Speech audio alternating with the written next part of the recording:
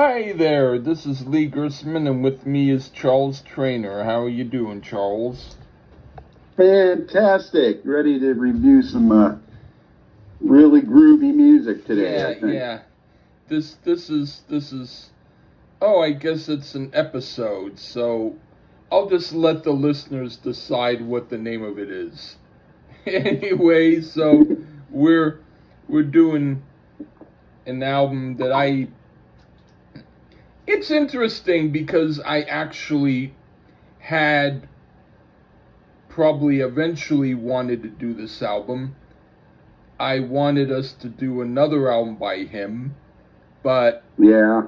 then when you said that you did the notes for this one and I heard it, I realized this actually is the better album to do first.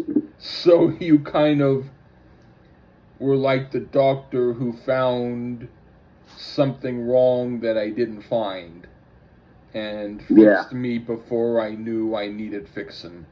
So thank you, Dr. Charles. Well, I mean, it's better to be lucky than good sometimes and to not follow directions. That's the true story on this one. Yes? Yeah. This is a lead pick, folks. It's fair. We did two of mine yesterday. Yeah. This is Jake with the Family Jewels, and it's the first album. And I know nothing about them. You know something about these guys? Not really, except that I know that the other album that I had planned to do, I used to see in the store, and I thought, oh, whatever. It didn't strike me as being anything I would care for, and I thought, well, looks are deceiving. And since nobody ever bought it and nobody ever cared about it, I decided to listen to it. And then I thought, oh, that was a good album, so I might as well get the other album and download it, which is not available on streaming. And then I heard some of that too, just off the cuff, and I thought, ooh, really good. So this is a guy who nobody ever listens to, nobody ever cares about, and he's still performing to this day.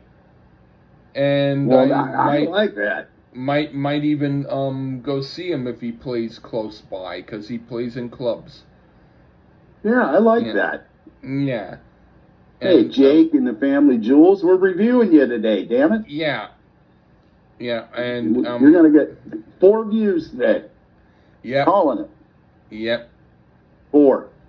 Yeah. But I bet if you tag Jake, he might get some. Hey, that more action. Cool. Yeah, I might tag him and just tell him, hey, we reviewed your album. I don't really remember what his last name is. I know that he writes his songs, and and well, I do remember. This is one of those bands. Nothing on Wikipedia. But they do have info on Discogs. Yeah. So you probably, I don't have it pulled up. I don't remember anything about him or his name, but I'm pretty sure they got his name there. Yeah. That's all I can say on that. I never heard of these guys before, ever. Yeah. Nobody has. Right. And that's what I'm talking about. I like it. But I did see the album back in the day for like $5, which I thought was pretty steep for an album nobody would buy. But if nobody bought it, they wouldn't have even bought it for a penny, because the operative word is nobody bought it. But it was around, and it always reminded me of another album cover. Not this one, but the other one. It reminded me cover-wise of another album by a guy named Deke Leonard, who was in the group Man. And I will be right back. If you want to talk for a second, I just have to tell someone something. Sorry about that. Okay. But if you want to talk about your favorite music for a quick moment, I will be right back. Sure. I like Oasis. Oh, I think people who listen to the show know that. What else can I say? I don't know. We'll just ramble while Lee takes care of what he's doing. How are you people doing at home? Doing all right? Hopefully the weather's finding you well. I mean, where I'm at, it's kind of cold. Don't you hate that? Yeah. Well, maybe some people like cold. Yeah. I don't know. And now I'm back. But you could and now Lee's back. Still talk if you want, but this was going to give you a chance to do what I do, which is to talk, blah, blah, I blah, was just blah. blabbling about the weather and stuff to the folks at home, you know? Trying to welcome them in like it's a den. We're having a fireside chat. Yeah. I just needed to tell someone that I'm doing a podcast, and he just wanted me to fix his heater for a quick moment. So I did. It's cold enough here, folks. You could have like hot chocolate.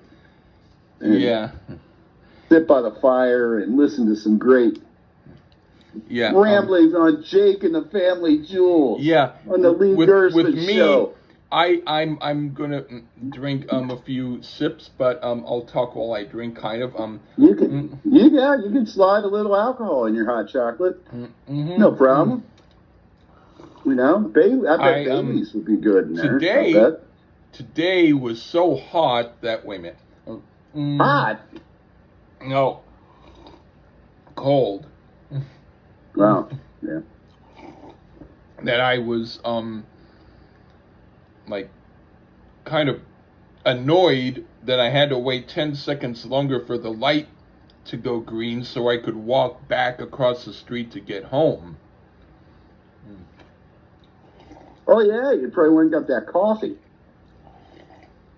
Well, I got the coffee earlier, but then later on I needed to get booze.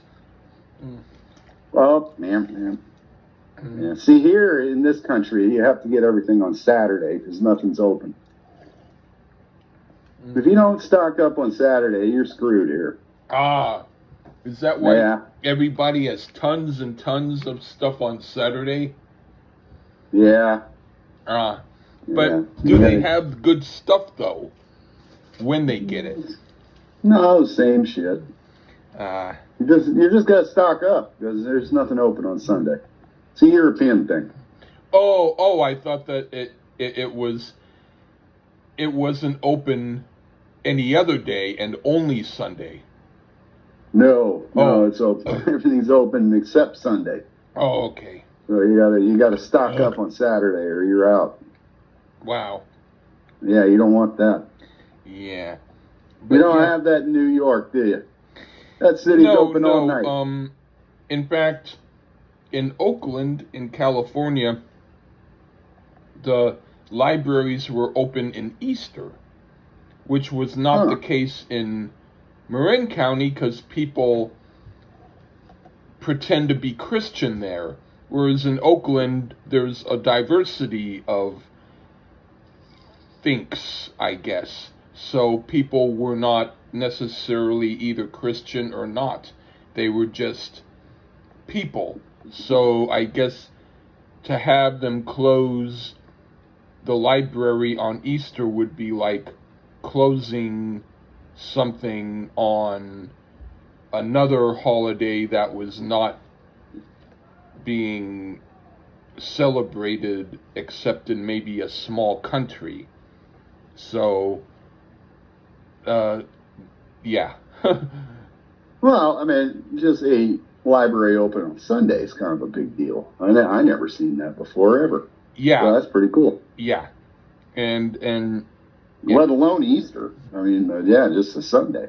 Yeah. Yeah. Oh, yeah. We promise, folks, we're not putting off this review. Okay. The next show, the next one, we probably will. We probably should have reserved all this chit chat for that shit. But here we go. Okay. Jake and the Family Jewels. Yeah, Jake with the Family Jewels. Okay. And Lee's gonna tag you, Jake.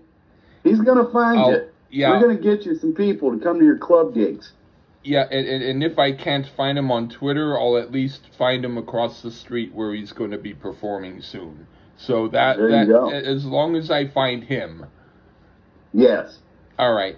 I Anyway, wonder if this is. I wonder if it's still the same band. um, I That's interesting. I think that he's performed with a lot of different people. So One of those. so but they all look kind of old. I'm So gonna hold out hope. they Yeah, probably were playing for a I'm gonna while. hold out hope that they play the reunion show across the street from your place there. Yeah, that would be cool. That'd be awesome. Yeah. All right. I definitely would pay more than $2 to see them. Right on. Anyway, $2.50. yeah, Yeah. $2.50. All right. Excuse me. Do you want to start or me?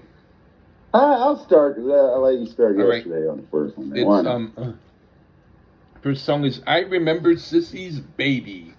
What do you think? Well, there's a bit of a ragtime type feel to this. One great thing that stands out for me is the percussion work on the track. It's pretty cool. This one overall has a toe tapper type feel to it. Seems like it'd be fun one to hear live when you see that reunion show, Lee. Yeah. Or even playing on a jukebox in the speakeasy of some type. The guitar solo sounds like it's coming out of a rather primitive amp, which is a pretty cool little sound. There's nothing too groundbreaking here. It's just a fun type of song, and there's nothing wrong with that.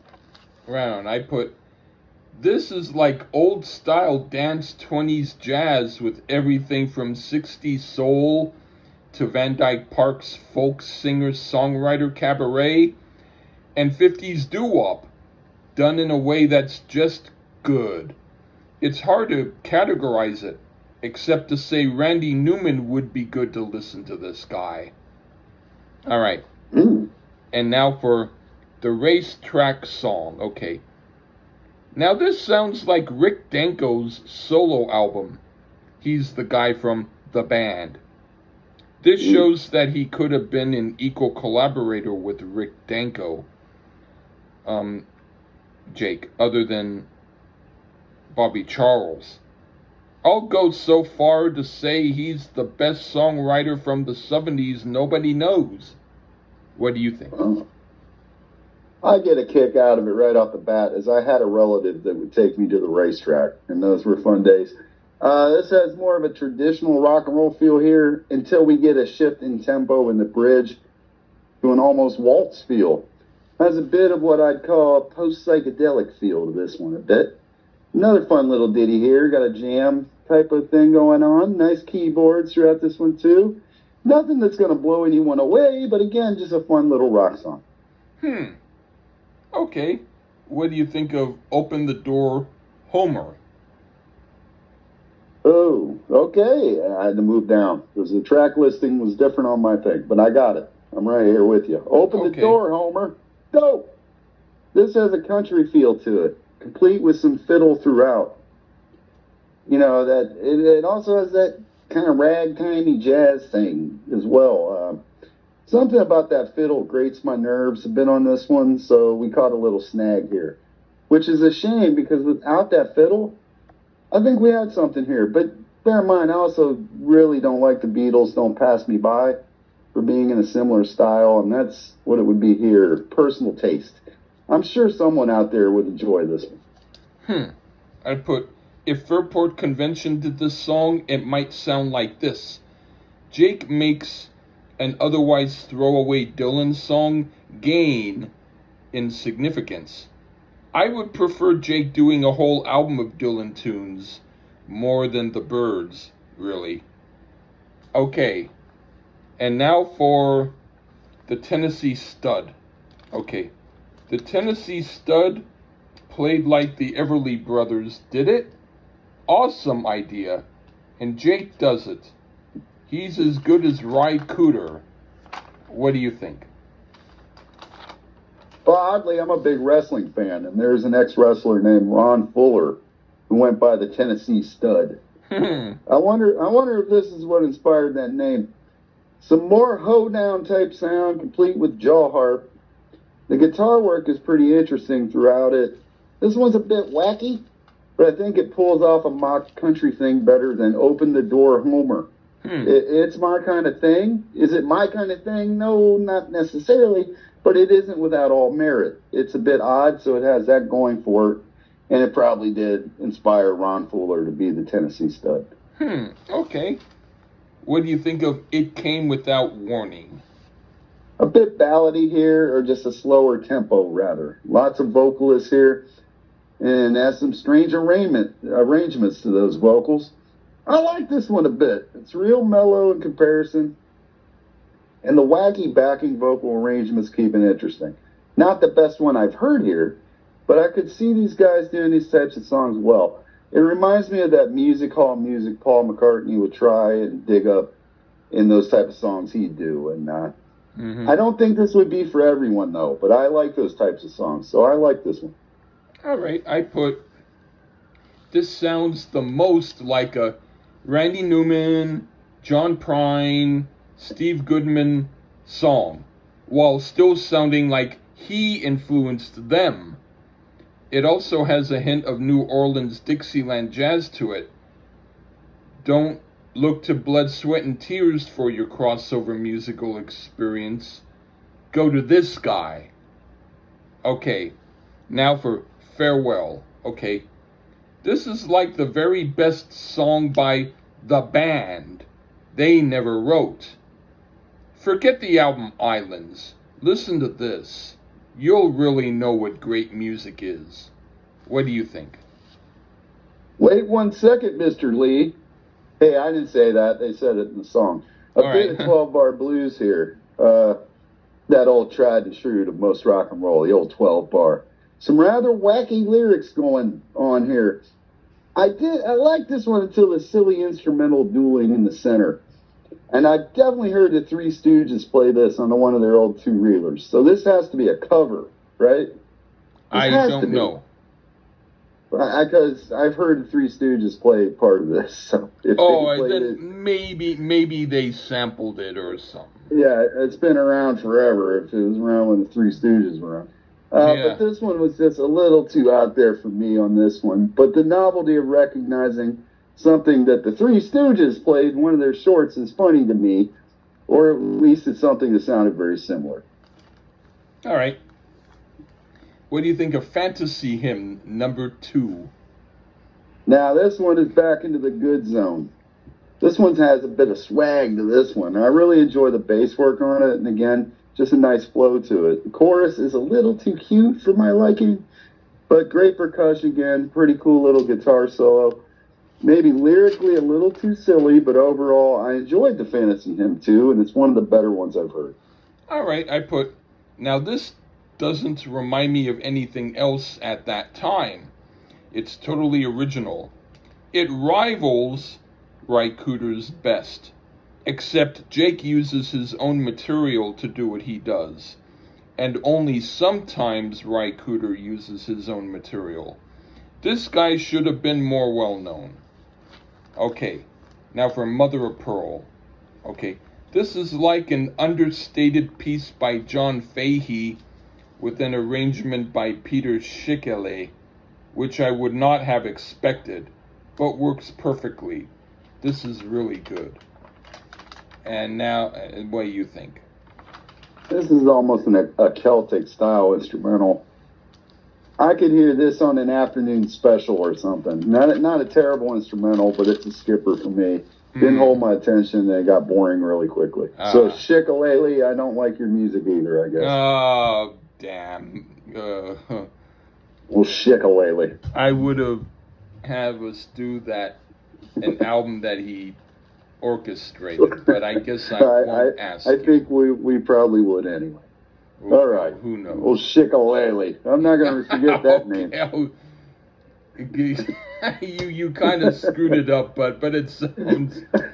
You might as well call him that. Anyway, what do you think of Crazy Bee? We've hit a point on the Shikkalele part. No, we've hit a point on the record where a lot of it's sounding similar. Like it is one long track or something.